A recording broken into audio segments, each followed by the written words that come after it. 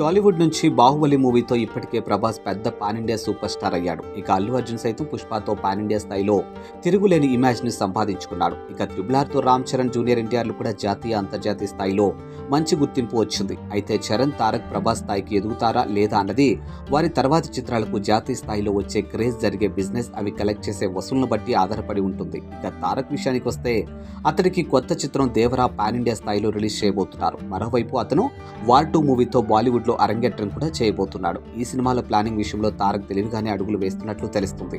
War 2 sign చేయడం ద్వారా దేవరా మీద బాలీవుడ్ ప్రేక్షకులు కూడా ఒక కన్నేసేలా చేశాడు. ఇప్పుడేమో దేవరాకు బాలీవుడ్ నుంచి బలమైన సపోర్ట్ తెచ్చుకున్నాడు. ఇక బాహుబలిని రిలీజ్ చేసిన కరణ్ జోహార్, అనిల్ తడానీలు దేవరా హిందీ రిలీజ్ భాగస్వాముల్ని చేశాడు. వీళ్ళిద్దరికీ ఉత్తరాదిన బలమైన డిస్ట్రిబ్యూషన్ నెట్వర్క్ ఉంది. ఇక పైగా పబ్లిసిటీ కూడా ఒక రేంజ్ లో చేస్తారు.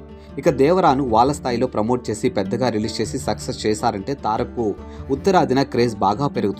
ఆ లోపు వార్ 2 కూడా వస్తుంది. ఆ సినిమాకు మామూలుగానే హైప్ ఎక్కువగా ఉంటుంది. దీనికి తోడు దేవరా అడ్వాంటేజ్ కూడా యాడ్ అయితే తారక్ పాన్ ఇండియా స్థాయిలో పెద్ద స్టార్ గా అవతరించడానికి ఛాన్స్ ఉంది. ఇక మొత్తానికి తారక్ పాన్ ఇండియా వ్యూహం చాలా బలంగానే ఉన్నట్లు తెలుస్తుంది.